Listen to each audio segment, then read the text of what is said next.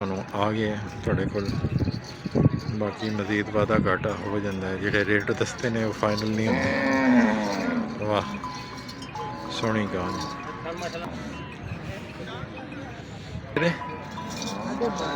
साढ़े 12 लाख माशाअल्लाह। गां भी तो पूरी मंडी की जान है। तो दूध कितना है जी? 35 किलो। नंबर कोई दसो हवाला अपना। 0344 हाँ जी 6000 पूरा 118 की नाम जी? शफीक अहमद। ठीक है लो जी। गां पूरी गां जी पूरी मंडी अलग, ये गां अलग जी। आओ तुम पूरी गां विखाई। वाह माशाअल्लाह।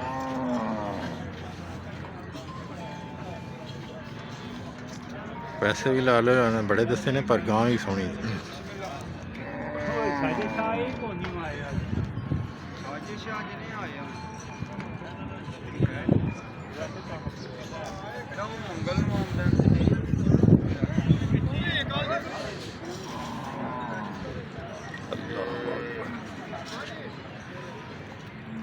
कुर्बानी ने भी जानवर आने शुरू होए हैं, लेकिन क्योंकि बारिश हुई हुई है, पिछले 2 दिन बारिशां लगी रही, बल्कि 2-3 दिन बारिशां लगी रही, जिसकी वजह तो अजे माल डंगर जरा आहिस्ता आहिस्ता स्पीड कम।